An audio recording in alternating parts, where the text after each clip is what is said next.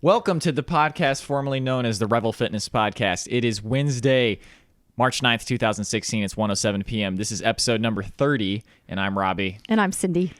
And we are going to start putting the podcast on YouTube instead of just iTunes. So we're going to film it as well. And I'm not sure if I'm still in the frame, but I think I am. You sure you don't want to check? I will in a second. If this is your first time listening or a first time watching and you're on YouTube, welcome. We have 29 other episodes you can check out where we talk about various life things. I guess you could categorize this as a self-help podcast. Although it's not really self-help because there's other people helping you. Yeah. But all self-help is like that, though. that is the general category. So we actually need a good name for the podcast. So if you have any good ideas, please let us know. Otherwise, let's get right to it. First of all, we've taken 2 weeks off. Anything special or interesting that's been going on in your life? Yeah, I would just like to apologize for having taken that much time off. Part of it, it was that I was sick, and part we just got so overwhelmed with stuff. Yeah, it doesn't matter. No. Yeah. Okay. Anything special? I did get to spend some days with my grandsons again, which was really quite fun. And yeah, that's probably the funnest thing. For me, nothing in particular. And we didn't decide on a topic today. We didn't. So I will just tell you something that I am going to be doing in the very near future, as in today, which is I want to start putting aside money for my expenses. My plan was to have my entire 2017 expenses ready to go by the end of this year. So by the end of this year, I will have enough money set aside and just ready to go, and that I will not touch, that are for things like rent, health insurance, gas insurance, or not gas insurance, car insurance, and $300 to $400 to $500 for food every month.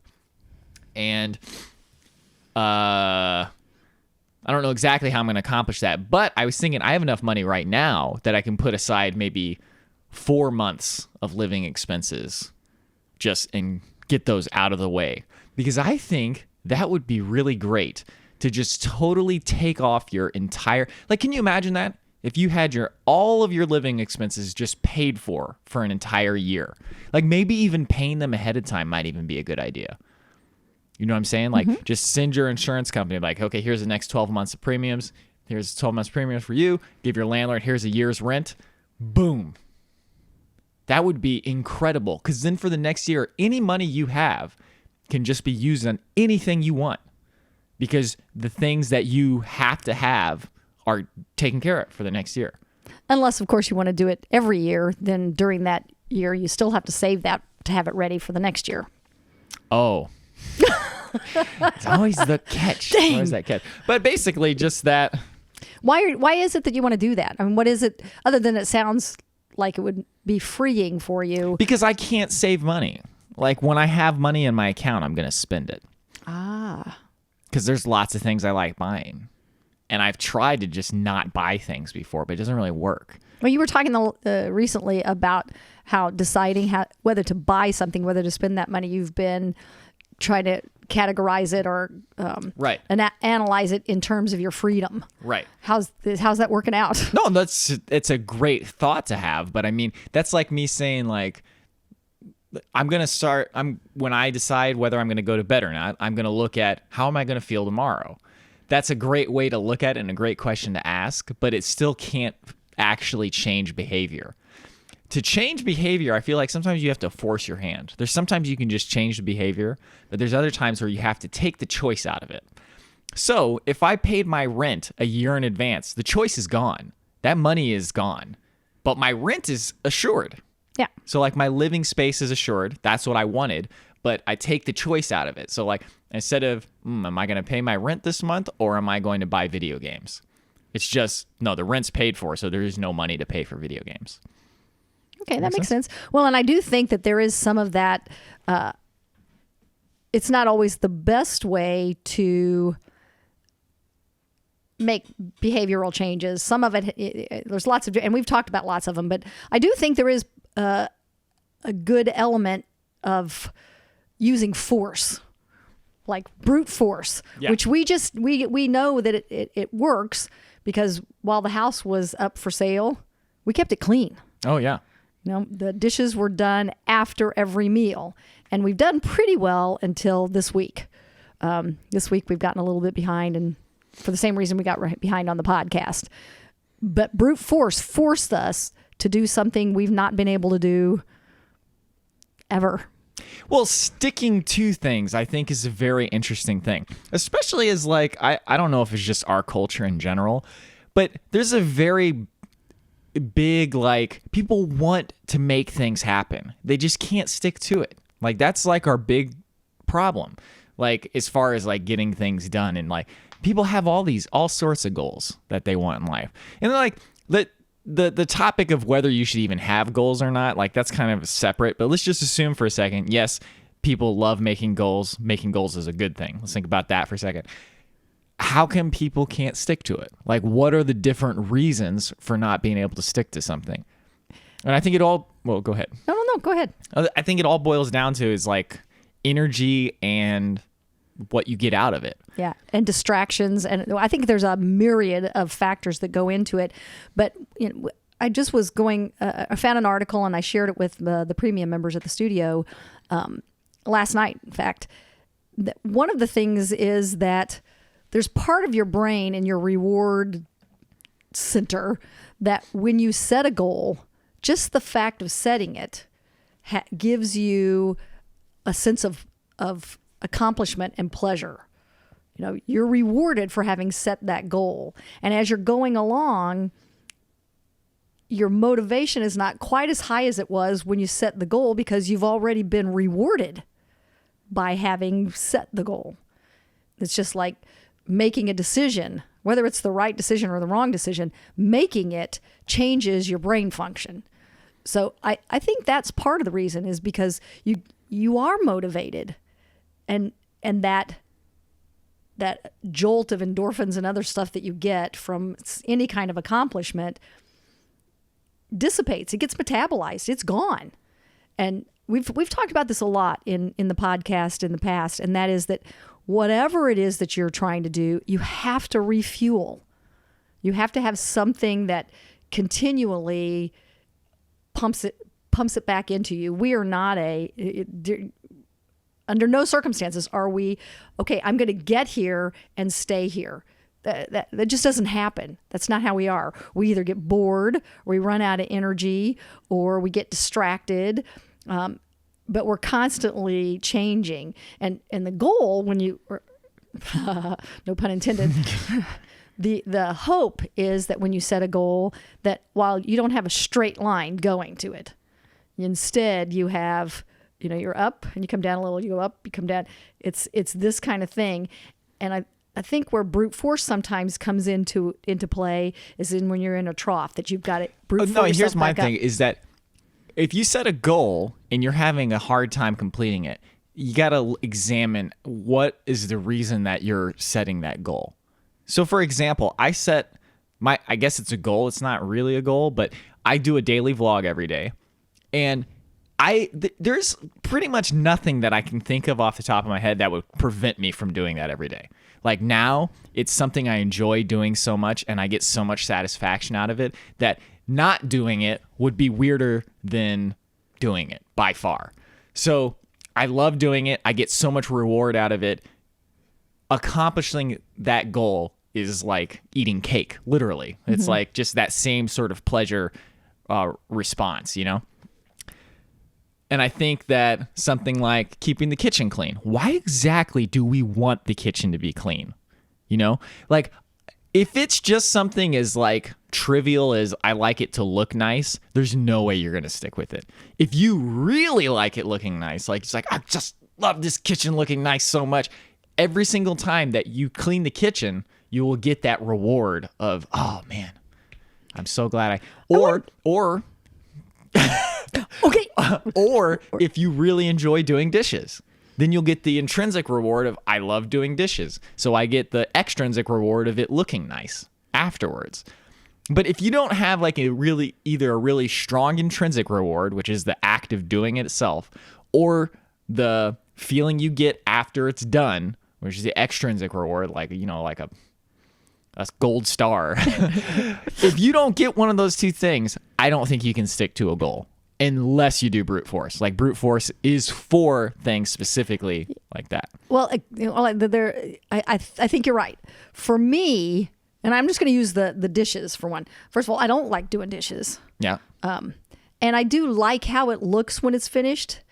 But more than that, I like when I leave and I come back and I want to cook and it's clean. Okay, so that's the motivation killer, I think. I think the motivation killer is as soon as somebody drops the ball and the kitchen's not clean after you just cleaned it, that kills the motivation. That kills any chance of you being like, I'm going to clean this again, even though I just cleaned it and it somehow got dirty without my doing it. I think that's the big I think that's what happens when you live with people. Yeah. There's got to be a solution then. We'll just keep working on it. I'm holding out. But let's take it in a broader circumstance. All of the things that you, quote, want to do, the improvements. I don't know what it is in human beings, but we constantly want to improve stuff. And I think it's super fun. Well, it is super fun. Yeah. And we can't just look at something and then enjoy it for very long without thinking about how to do it better. Other than those things that that are at the peak of your passion. Like for me, I can do my dance classes the way that I do them right now for the rest of my life and be really happy with it. Maybe someday I want to put some new songs in. Actually, that's my problem with those classes is that I need new songs to keep it fresh for me, but I don't like coming up with new songs. So that was kind of like the roadblock for me on those. Yeah. I like coming up with new songs. What I've found from my students is that particularly the students that I teach during the day, they really like the familiarity of doing the same songs month after month with just one or two new ones every once in a while. Yeah. But to come in and do 3 or 5 new songs in a class, they would be so uncomfortable and we wouldn't enjoy it as much. So I have a little bit of that pressure is taken off of me because if I am doing a song in my class, it's because I really like it. And when I really like it, well, from my ability to watch the Downton Abbey seasons, like I think I'm on my 20th round now or something. I don't get bored with those things that I really, really, really like, but I haven't figured out a way to really, really, really like doing the dishes. I really, really, really like cooking and coming up with new recipes and new ways to do things, testing out my Wonder Bag, all of those things. But we've talked about the process before, that it's figuring out the why you're doing something. I guess it's what you said a while ago. What's the goal in doing something? That's why I don't make my bed.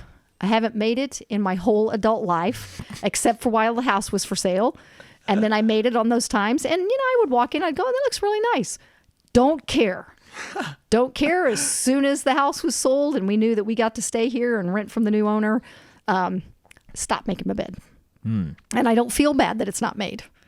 It's made, I can get in it at night and cover myself up and I'm happy. Yeah, I don't make my bed either. I do not care. That is beyond, that's so weird. It's okay. Well, here's another thought I've been having. I'm going to kind of change the subject, but not really, which is that it's so old to me now to not be able to make the changes in my life that I want to make. It's just so old. Whenever I don't do something that is living up to my idea of the person that I want to be, I'm just exhausted by it. I'm like, oh God, no. No, this is not how you're going to do things. You're just you're not going to do it anymore. For example, this whole, my going to sleep thing. I just keep going back farther. Maybe I'll go to sleep early. Maybe I won't. And it's just so old to me. I'm like, this is just so exhausting to just not have this figured out yet. Pick one. Just go to sleep whenever you want, or go to sleep late, or just stick to going to bed early, or do none of that, but just stop thinking about it.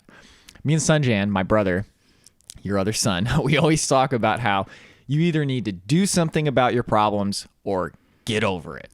If you're not going to do one of those two things, you're just going to bounce back and forth in between those. That's just a recipe for annoying yourself and everybody around. It's everybody that you talk to about it, because everybody that you're talking to about it, the first 10 or 20 times, they're probably pretty supportive and stuff. 21? No. Yeah, or it's like, somewhere. you Everybody's gotta, got their own limit. But you got to stop. yeah, actually, that concept what has been helping me recently with the areas of my life that I want to change. And it's that, in fact, I have it now when my alarm goes off. It's what it shows on my phone. And that is know better, do better. Okay. You do the best you can with what you know. When you know better, you should do better. Or logically speaking. I mean, that would seem to be the way to do it. If you don't know any better, of course you can't do better. You might accidentally run into a better way of doing something. But for instance, for me, the way I eat. When I didn't know better, I ate what I thought was nutritiously. I've been trying to do self-help, physical stuff, not necessarily losing weight, but being in good health so that I can enjoy my life for many years. Until the last 5 or 6, it was an uphill battle because I wasn't doing the right stuff. I wasn't doing the things that made my body feel better. Now that I know that, I will backslide, or whatever you want to call it, occasionally. But more recently, when I start to, that statement, know better, do better, hits me in the face like a brick, going, you know better, and you know what's going to happen, and it's going to happen quickly.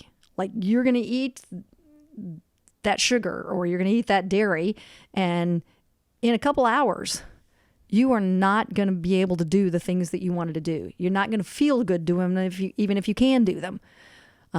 So it's starting to help me to keep that in mind. I don't know what part of my brain's being activated, but some part of my brain is going, oh, I've made a decision. Maybe it's that. Maybe it's that I've made a decision. And the reward center kicks in and goes, oh, good girl. You made a decision, and you made a decision to do better. And that's been enough for the last couple of weeks to keep me on a much more level playing field towards the goals that I'm constantly setting for myself. Well, there was a conversation killer. No, I got distracted by that text that just came out. It was actually Diane saying that there's a sale at REI right now. I don't need anything, so I don't need it. Okay, perhaps you should turn your notifications off.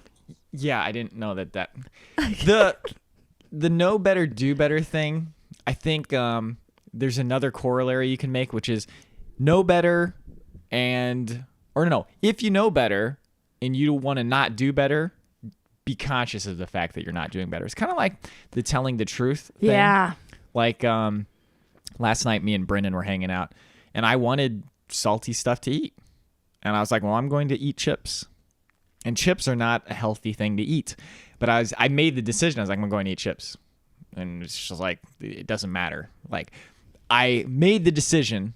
I know what the consequences are. I'm going to live with those consequences. Yeah. But you can definitely do that. Yeah. But I'm not going to be like, oh, why did I do that? What was I thinking? Blah, blah, blah.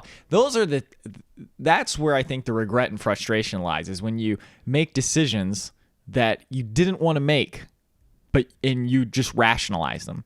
If you're going to make a decision you don't want to make, at least say, nope, I'm just going to make this decision then.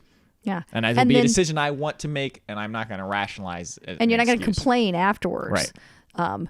You can decide afterwards that it might not have been worth it, or you can say, I feel really bad right now, but that was worth it. The camaraderie that Brendan and I shared. Yeah. That shared experience is worth how I feel today. I'll keep it in the back of my mind. The next time I decide I want to do it, maybe my brain will remember this and go, was it really worth it? And I can make a new decision, or I can make the same decision again. But I think you're right. I think you're absolutely right, is that you've got to tell the truth to yourself. Yeah. And then the next corollary that goes with it is afterwards, when you're trying to rationalize it and you haven't accepted that you did it, we all tend to recruit others to help us in that process by complaining. Okay. So either that person will understand or be on your side. You recruit them to your side, like, oh, I made this stupid decision. I'm feeling really badly. And they'll go, oh yeah, I've done it too. Don't feel so bad. We all do it. They kind of help you get through that rationalization. Or if you're really lucky, it'll be someone that goes, I've heard you say this 1,000,000 times. When are you going to stop saying it? Or whatever. But I think that's that connection with the other person is what people get out of complaining and about their own decisions or other things that are happening, but particularly with their own decisions. They're looking for someone to help them feel better that they made themselves feel bad. That is so true, isn't it? Yeah. You're just like, oh, this mistake that I made wasn't so bad, right? Right. Yeah. No. Man, I had a thought about that. Well, someone might go back in our old podcasts and remind us that I often say, eventually you got to forgive yourself. You can't just like beat yourself up. That's a waste of time. But there is a little bit of part of your reward center in your brain is the same place where you have shame and guilt and pride. So when you have those guilt feelings or you're regretting and you're beating yourself up, you're getting a little bit of reward out of it. But if you can recruit somebody else to help you with that, it really gives you the reward. You don't have to feel guilty. Somebody has absolved you of it, and then you can move on, which is not a horrible way to do things. But after a while, for yourself and others, you get to where you are with your sleeping thing. It's so old. I'm so over it. I think that's just the conclusion I made right now. I haven't decided what I'm going to do about my sleeping thing. I'm just going to stop talking about it because it's just like there's no point in talking about it anymore. I made a New Year's resolution like 3 years in a row to go to bed early. I tried multiple times. I've talked about it on this podcast, and just now it's like, okay, move on. It's kind of like a bad relationship. It's like you think you can make it work, can't make it work. Think you can make it work, can't make it work. And then eventually you just have to be like, look, we may or may not be able to make this work, but we're both going to have to move on because we just can't figure it out one way or the other. So the only thing we can do is just, it's like dropping everything in the middle of a meal and just leaving the house and never coming back to that meal again. Sometimes I feel like that's what you have to do with certain aspects of your life, just to get on with the rest of your life. Yeah. You know what I'm saying? Because it starts consuming so much of your time and energy that you're not really living what's happening with you right then. And then it gets to be a really lonely experience.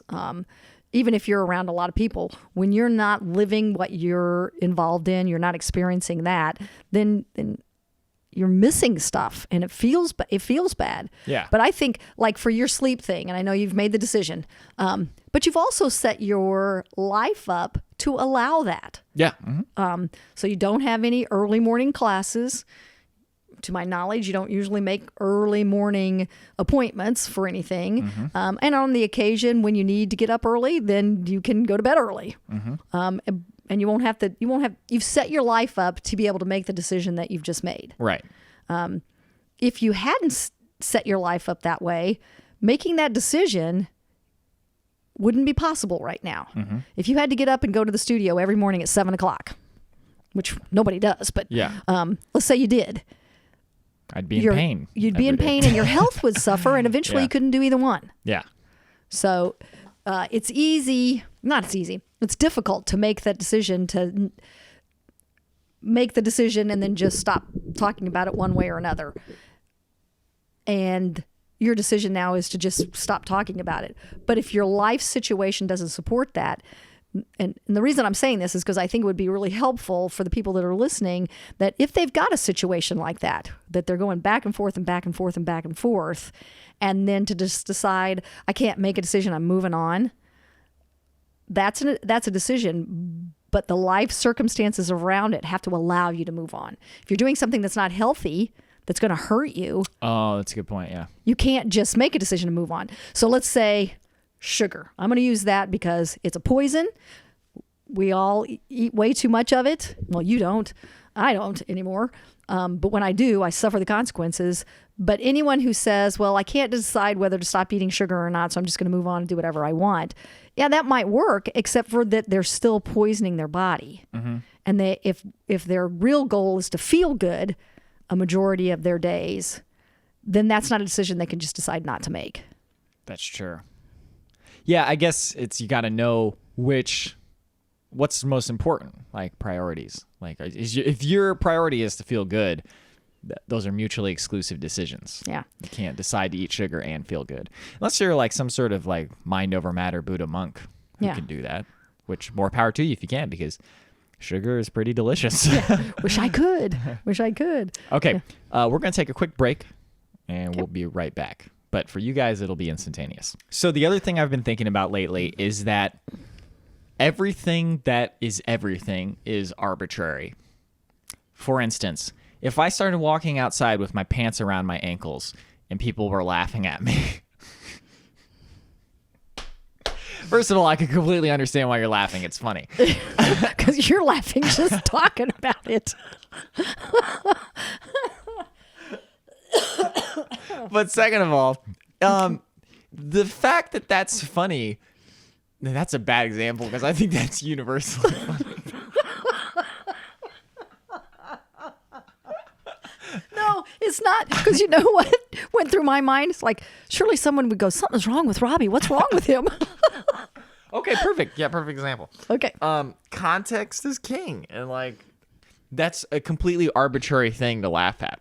Like, for that to be funny, it could just as easily be a universe where if you have your pants around your ankles, it's a very threatening thing. And like, that means that you're about to pull out a battle axe and start fighting because that's the signal of war or something, you know? Or like, this is the big one that I know about because I personally lived with it and I see people live with it every day. It's just this embarrassment about dancing and moving. It's just so... That's another thing that's really exhausting and old to me, is to have hang-ups. Like, I'm so tired of any hang-ups I have. It's like, oh, yeah, I can't go dance in public because, oh, yeah, I don't have that one anymore. But just that type of thing. Well, for those who have not listened to all 29 episodes, might not have heard the story of your dancing life. Can you briefly give that? Yeah, very briefly. I was embarrassed to dance until I was 22 years old. Finally, I got over it because of this leadership conference, and they were just like, at the end of it, I was like, wait a minute, why am I embarrassed about dancing? Like, what on earth is there to be embarrassed about? And I started dancing ever since then. And actually made it my living for a little while. But the point is that people are embarrassed to dance, but it's so much fun. Like, it's kind of funny because there's things that are universal and not universal. And I feel like dancing is, I'm kind of like contradicting myself by saying dancing is universally fun. Yeah. But it doesn't have to be universally embarrassing. You know? Yes, I think that's right. And I do think that movement in general, the joy of moving as human beings, is universal. Yeah, it's just kind of like you can't escape what species you are. You can't escape your beingness of being a human. Because almost all babies whose brains are properly formed and who are getting well nourished, when there is music playing, they will move. Yeah. You know, even newborns, when they hear music, they move to the music. And somewhere along the line, we've been taught to be embarrassed. Maybe somebody's made fun of you, or your particular culture or religion tells you that it's bad to do it, or, you know, you fell down and everybody laughed, or, you know, who knows what. But I do think that you're right. That hang up about anything is purely arbitrary. About anything, yeah. It's purely arbitrary. And the reason that everybody could get an exact example of it right at any moment. And we've seen this in that leadership conference and others, that if you take a magic marker, okay, it's a marker. But if you give it to a child, it's a spaceship, it's a baton, it's a sucker to chew on if they're little enough. It's a million things. And if somebody didn't know about taking the lid off, they wouldn't have a clue what it is. It doesn't mark with the lid on. Yeah. So they'd have to try to figure out, well, what it is. And yes, there's an agreed upon definition, but it doesn't have to be that. Your computer could be a paperweight just as easily as a computer. This is true. So the same thing is true with our, quote, norms, our mores, our ways of what we do, how we move through space in the world and be a human being. It's all arbitrary. It's what you've learned. Okay, so in that regard, or to add on to that, our behavior every day is totally whatever we want it to be at any given moment. So like, just think about your interactions with every person at any given time. Like when somebody comes into your environment, into your world, basically, and you can interact with them, just right from the first word, how is it that you interact with them? Because say when you go talk to a cashier, you could just do the normal hello, and then give them their thing, say thank you, that's it. Or you could treat them like you've known them your whole life, and you could be like, oh, hey, how's it going? I just got a new video game. I can't wait to play this. Or whatever it happens to be, right? Here's an example from yesterday. Yesterday I went to Chipotle. I go to Chipotle all the time. Like, everybody knows that. Someday Chipotle's going to call you and sponsor everything you do. That's my dream. That's how I know I've made it, is once they've sponsored me. I went to this one that I went to just last week, and I always do online ordering. So I order ahead, and then they were taking a long time to make the steak. So they were like, it's going to be a couple minutes. So I waited there for like 10 minutes, and I'm just sitting there, and I talked with them a little bit, and they gave me a buy one, get one free coupon. Last night I went there again. I used the buy one, get one free coupon, and then I cashed out, and then I was like, oh, wait, can I also get some chips and guacamole? And he goes, sure. And then after we're done, I tried to pay him, and he goes, oh, you already paid for that. And I go, are you sure? And he goes, yeah, you used the buy one, get one free coupon. And he's looking at me, and I was like, okay, thank you. But it was just like, I went up to him, and I just treated him like I did know him because I had met him last week, but I didn't make it like one of those things like I always did in the past. Like, okay, this person I don't know, I will just put on this facade of this is a person who I'm interacting with. Instead of just being like, how about you just interact with them how you interact with all your friends? Just treat them exactly the same way that you would. Like maybe you wouldn't make as many dumb jokes that you wouldn't tell a stranger. But or things they might not know the basis for the joke. Yeah, so they'd just be like, well, this guy's really weird. But even if they were like, this guy's really weird, it's completely arbitrary. But anyways, the whole point of what I'm saying is that it opens up opportunities to have the experience that you want to have. When you act the way that you want to act, you will get the experiences that you want to get. As opposed to just like, oh, I'm going to act how I think I should act in this situation. And then you just get some random experience that you have no idea if you want it or not, Well, and I think it goes back to what we just said just a little while ago. When you interact with a new person, or even a person you've known for a long time, but you don't react in the way that is you, then it's a very hollow, empty, lonely experience, because even if they respond to it, it's not you. Yeah, it's just some actor. Yeah, it's some character that you made up. So they're reacting with that character, but they're not actually reacting with you. And we've said from the very beginning, what our quote life purposes are. Mine is to connect with people, so that I try to make every interaction, to the best I can, a real interaction. I'll let my guard down. I'll be the first. You hurt me? Okay, well, too bad. I move on. But try to really be myself in all my interactions. That way, even if they don't respond to me, then I know, okay, well, I didn't make that great of a connection, or I made a connection, but they weren't willing to let me see them. But at least I feel like I'm not lonely. I am connecting with other people because I'm letting them see me. Mm-hmm. What's the worst that could happen? Okay, so with what's the worst that could happen, the other thing I realized, I was teaching a class the other day, and it suddenly popped into my mind while I was teaching the class. That's another sign that I need new songs, is when the songs become so easy that I'm thinking about philosophical stuff while I'm teaching. Like, that's way too much extra or empty brain processes that I can have time to do that. But I was thinking, and it suddenly occurred to me, I was like, oh, wait a minute. Think about the most embarrassing thing that's ever happened to you, or whatever you thought was embarrassing. Guess what? It's not actually embarrassing, and it doesn't matter. Like, I could think of like a million embarrassing things that I've done or thought or think or feel that I could tell to somebody now, and I'd just be like, I dare you. I dare you to tell me what you think about that and see what my reaction's going to be. Because it doesn't matter. Yeah. Okay? Like, you could have any, especially if they're like things that like go against social mores, like, oh yeah, like I could think of ones that I don't really want to mention, just, which is funny because like I'm just not, I don't want to offend anybody. Like I don't care. Okay. Well, I have an example. Okay, good. That'll take the pressure off of Yeah. you. And it's actually one that I took the gyrotonics class with Meg. Oh, great one. Yeah. That's a good one. And yeah, it is a good one because we're in our very first class, we're teaching whatever, and she farted. And then she said, oops, well, gotta love me, kind of just moved on. She wasn't embarrassed at all. And we were talking about it afterwards. And she said, you can be embarrassed about anything you want to be embarrassed about. Or you can go, oh, that's a bodily function. Sorry, we all do it. Didn't mean to. Not doing it on purpose. And move on.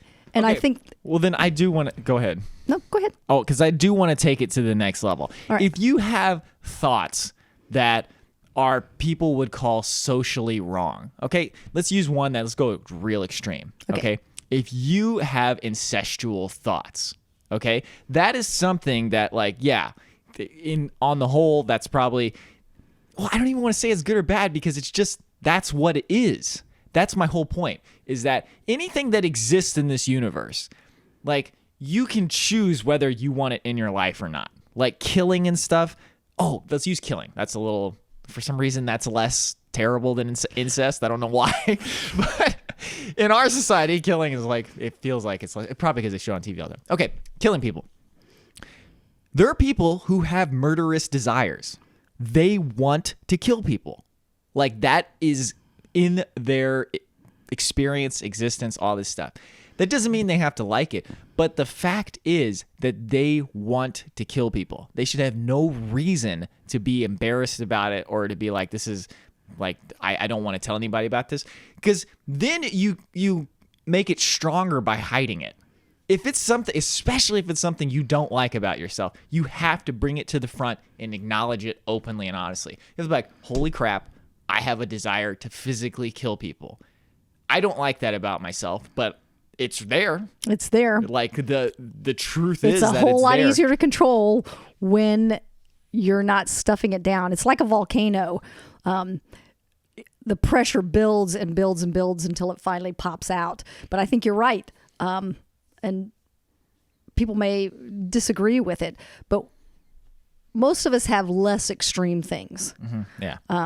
That being honest, and it doesn't mean you have to be honest with everybody, but you do have to be honest with yourself. And for me, at least, my experience is that if I have one or two trusted people that I can tell my deepest, darkest secrets to with full trust, that they're not going to judge me for it, that they're not going to abandon me for it, they're not going to hurt me in any way. They're just going to accept that I have that, either I have that past experience that I've shared with them, or I have thoughts that I've shared with them that are parts of me that I don't like, that they're not going to use it against me later. It becomes so much easier to carry that burden and not act out on it. This is not exactly what I'm trying to say, though. Okay. What I'm trying to say is it doesn't matter. Like, whatever. I mean, it does matter, especially if it's like something killing. You probably don't want that to actually happen. Exactly. Some things, if you don't like them about yourself, you don't want them to happen. Right. But what I'm saying is there's the thought that is, I shouldn't have used such an extreme example. I'm trying to think of a less extreme example. Just like, I don't know. Okay, so say you get caught masturbating, okay? So say you're in your room, somebody walks in on you, catches you masturbating. Why would you be embarrassed by that? Do you know what I mean? Like, who cares? it's so, first of all, you're probably enjoying it for one thing. You're like, well, I was enjoying that until somebody walked in. But the other thing is like, it doesn't matter. You know what I'm saying? Yeah, I do. Well, and I think that as time goes by, that whole concept that should be embarrassing. As a society, we've decided that it's private. Right. Okay, not that it's embarrassing, not that it's wrong, but that it's No, I think and I think there's a lot of people who still say it's wrong, but I would say that the tide is tending to the other way. Okay, yeah. Because like when I was a child, young, and I would see parents dealing with kids that were touching themselves, it was like, stop doing that. Don't do that. Don't do that. Don't do that. Now, when I see young mothers or fathers with children, and because it starts really early. Mm-hmm. A toddler finds out he's a boy. He's got a penis. He's pretty darn happy about it. But parents that understand that that's a perfectly natural thing to do won't make their kids feel bad about it. Instead, they will like, okay, well, that's while you're little, I can't do anything about it. As you get older, I will tell you that that's a private thing. You just need to find your own private space for that. That's not something we do in the living room while we're watching TV. Or in church, or whatever. Right, yeah. But any of the things that human beings do, depending on what, how well-nourished their brain is, you might not have those murderous feelings if you were healthy. Right. You might not have, the incestuous feelings if you were healthy. Right. The fact that they exist is just a fact. Yeah, I think that's what I'm trying to get at. Let's acknowledge that is real, and that it's there, and that is fact, and it exists. Yeah. Doesn't mean you don't have to change it. In fact, quite the opposite. It's like once you know that it's there, that's the easiest. Know better, do better. Yeah, that's when you can actually make a change. But let's talk about why people are so hesitant to acknowledge their darker sides, their darker thoughts. Mm-hmm. And I personally think that everything that we're embarrassed about, or that we think is wrong, or that we can't do for one reason or another, at its extreme is a fear of death. Yeah, I really believe that. So like you say, oh, I'm so embarrassed I got caught masturbating. And well, what's wrong with that? Well, somebody saw me do it. Well, what's going to happen? Eventually it's like, well, then they're going to think I'm a bad person. Okay, well, what happens if they think you're a bad person? Well, then they won't be around me. Well, what happens if they don't want to be around me? Well, they might tell other people, and then nobody wants to be around me. Blah, blah. It keeps going until you go, well, then nobody wants to be around me and I'm going to die. And it is, I don't care how big of a loner you are. Human beings are social. Mm-hmm. We have a limbic system that is not complete without someone on the other side to complete that loop. So the fear of death is what it underlies all of our embarrassment, our judgment on ourselves or other people, is that we kind of have this idea, because we're taught, that we have to come up with a set rules. That's what religions are all about. Here are the rules how to live the proper life, instead of understanding that there's a myriad of ways to live your life, and that each of us, by whatever you believe in, have the right to design it in our own way. Mm-hmm. And that we don't have to be embarrassed about any of it. We don't have to force ourselves not to. We can choose to examine ourselves and go, oh, yeah, I don't really like the way that I behave. See, my thing is like, I've read some articles that say embarrassment is a part of societal function, and like gossiping about people is a part of societal function. I think that might have been true before our language and rationality abilities had developed to where they're at now. But to where they're at now, it's like, if you are still needing like embarrassment to know what's right and wrong for yourself, or if you need gossip to stay in touch with other people, then I feel like you're not taking full advantage of your capacities as a human. Because you can overcome all of those things very easily, and you can decide without having to feel shame whether that's something you wanted to do or not. You're like, oh, I don't feel good about that. Yeah, I don't enjoy it. I'm not going to do that. Yeah. It's the one thing that we are not taught in our schools. And if we don't get it from our parents, somewhere along the line, we have to pick it up. But that is that ability to feel inside what you really think about something. Mm-hmm. Like, I'll put it in physical terms first, but like I teach a class of older students, and we talk about body positioning and breathing and stretching and strengthening. But so many of them, when we first started, could not even feel where their own body is. Like I'd go, okay, so get your shoulders level. And, they'd all kind of move around, but the shoulders are still one's higher than the other. Even looking in a mirror, they'd go, oh gosh, that's still crooked. Oh, let me fix that. Nope, still crooked. Like they didn't have an inner body awareness. But I think the same is true with our awareness of ourself, what we really feel and think about the experiences we're having. For one thing, we're so busy looking forward or looking back that we no one's ever told us that, like, pay attention to what's happening to your body right now.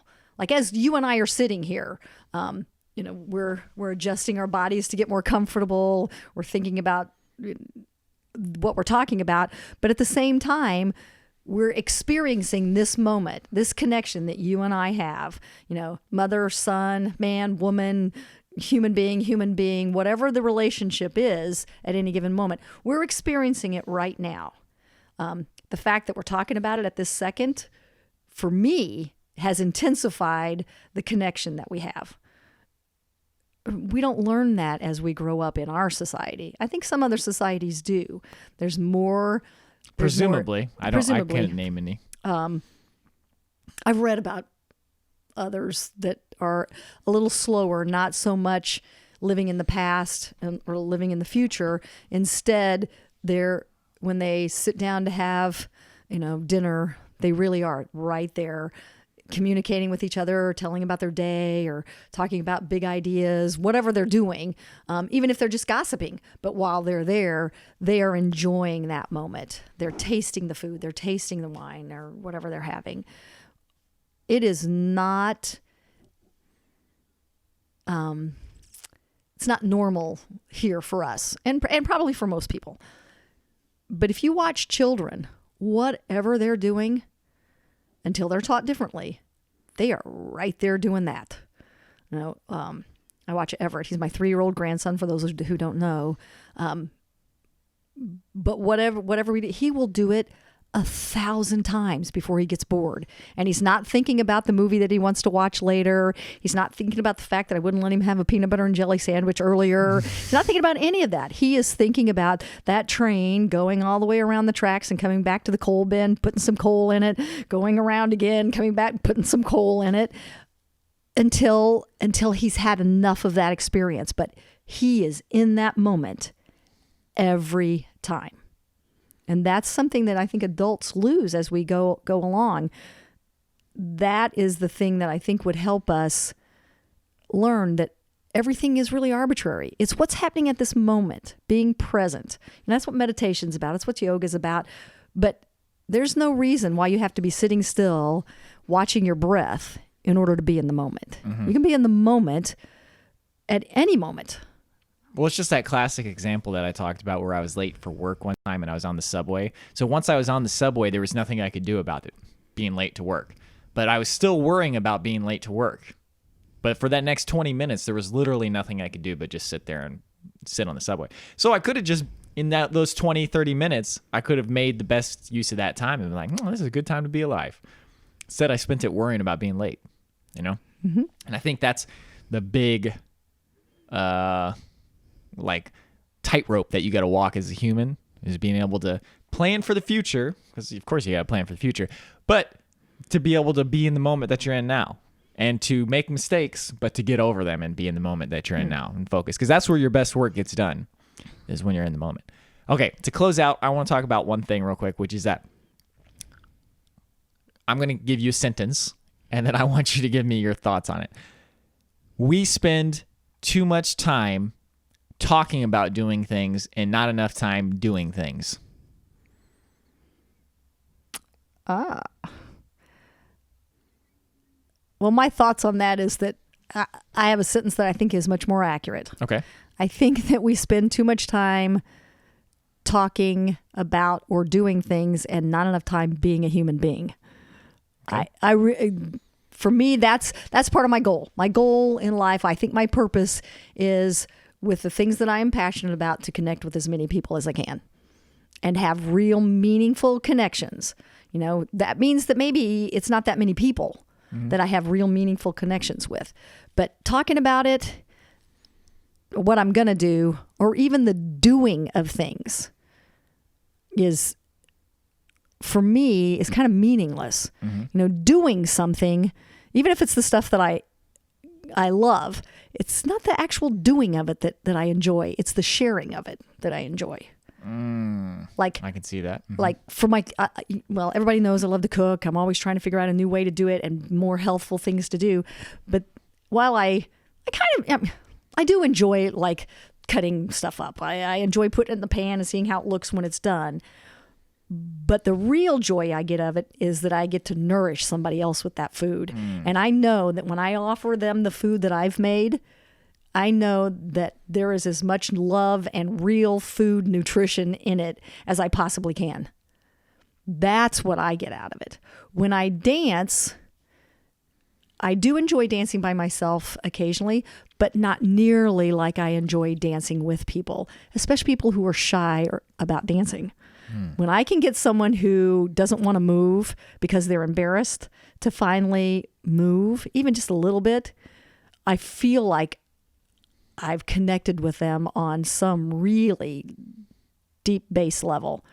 So sorry that I didn't really No, it's okay. I just don't think it doesn't apply to me. Yeah, no, I think that might be a difference in personality, but let me give you the specific example I'm thinking of. I get so much satisfaction out of creating things and actually getting in the mud and doing it. Here's a good example. So when we make Adventure Archive stuff, so we have a group chat where we talk about things we can do. That group chat, I don't like it at all because it's just us talking about doing things. It's not somebody like it'd be one thing if we said, okay, let's do this. And then somebody was like, I'm going to do that right now. 5 minutes. I'll report back after I'm done and you guys can see what I did. Instead, it's just all just us talking. Oh, we should do this. We should do that. We should do this. Maybe we should do this. Maybe we should do that. It drives me crazy. So like lots of times I'll just stop responding because what happens is like, instead of being constructive and being like, oh, that's a good idea. I'm just like, why don't somebody just do the work? Why don't you guys just stop talking about it and go do something? And it's funny because connecting with those guys, if we turn that chat into entirely, because we occasionally talk about this type of stuff, but if we turn that specific chat into just talking about video games or about random funny links we see, I would enjoy that so much more because I like connecting with them on that level. When we're talking about creating things, the way I like connecting with them on that level is to actually create things together, like in the same room. Let's do this, let's do that. Go out filming, let's film this, whatever. I don't like talking about things that we could be doing. It's just like dreaming, basically. I don't like dreaming anymore. I like making the dream. It's like dreaming is just so... I don't want to say childish because I don't want to put it down. Like you should absolutely dream and be like, oh yeah, I want to do this, I want to do this. But without follow through, it's just talk. And I'm not trying to... See, here's the thing. The things that I get mad about or like get really worked up over, it's basically getting worked up at myself because I hate it when I just talk about doing things but don't actually make them happen. Yeah. Well, I'll say two things about that. One, I agree with you completely on that part of it. I do the same thing. How many ideas have I come up with to how to market the studio, but I don't follow through on them because I don't actually like doing those things. Yeah. So I recently... the studio is a perfect example too. Yeah. I hate talking about anything we can do for the studio unless one of us is like, I'm about to go do this. Yeah. Here's what I'm doing today. Yeah. Yeah. I agree with that. on the other hand, maybe it's just me, but I think I will shrivel up if I can't let my brain think of all the possibilities and then choose a good one. Oh, see, I hate that too. I love brainstorming, even if actually, no, brainstorming is good, but I think too much choice without making a decision is paralyzing. Yeah. Yeah. You have to have. I do actually have a method for the things that I actually want to figure out something to do. That when I follow through with it works really well for me. Like I will put down every single idea and then I will go through them quickly. Like I get 3 seconds to decide, is that a true possibility? No. Even if I'm just doing it mentally, like I'm never going to do that. I have ideas that I can do and I go, well, I might be able to do that. I might be able to do that if I have somebody's help. I might be able to find somebody to do this one.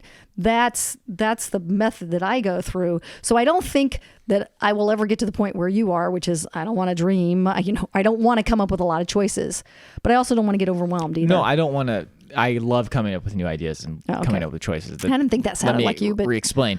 I just mean without following through. Like it's okay if you come up with a million different ideas, but you either need if you're not going to follow through, abandon it as quickly as possible.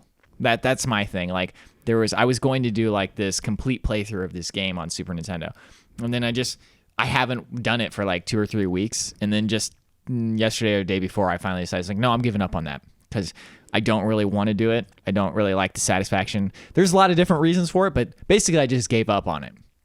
And I think that's much more not productive. It's much more mentally healthy to just give up on it because then your brain is not constantly thinking about it all the time. Yeah. But I think it does help to just follow through with at least one project and finish it to prove to yourself, oh yeah, I can come up with ideas and then actually follow through. Well, I think that's what the vlog has done for you. Oh, for sure. Yeah. That is that's something you decided you wanted to do and you did it. I think this podcast for us, I think this is the first time we've gotten 2 weeks behind since we started, which is really good for us because there's so many, we're being pulled in a lot of different directions by ourselves mostly, but still being pulled in a lot of directions. The fact that we're on episode 30, and this is probably 31 weeks or 32 weeks since we started. 34, I think. 34, but we've managed to really stick with it. It gives me a great sense of accomplishment, and it's a in the moment present connection with my son that I really enjoy more than I can probably express. So I think you're right. I think you have to have some things that you follow through on a regular basis. You have to accomplish things. Human beings like to accomplish things. And, I think you kind of have to make your own accomplishments these days. Yeah. Because for the majority of human history, our accomplishment was surviving. So it was like, I found food today. I grew food today, all those different things. And now that's kind of, you can take that for granted. I'm going to survive for today. So you kind of have to make your own accomplishments. Yeah, I think that's true. I feel like. I think it's true. And the joy, I think, is that we have so many possibilities of what our accomplishments can be. Yeah. Like right now, I have my goals for the studio, and they're not that big. I just have some goals for the studio. But I also have goals in my personal life, one of which is to plant my garden this year, which I didn't do last year because I didn't know if we were going to stay, and I got busy and just didn't do it. This year, I'm already thinking about what I'm going to plant, where I'm going to plant it, what I need to do to get the soil ready, all of those things. But I'm trying to be really simple about it. But I can't wait to get started on it. This weekend is going to be my weekend to start. Is it spring now? It's just about spring, March something. Because it's like warm outside, and I was like, "That's." No, this is weird weather. I don't know what's going on. Okay. Yeah, no, it should not be this warm. Okay, well, I was wondering about that. Okay, I think we should wrap it up. Do you have any closing thoughts? I don't have any closing thoughts other than, seriously, if you guys have ideas for a good title for this podcast, I'd really like to get some. We've got some ones. Militant happiness. Happy no matter what. Radical happiness.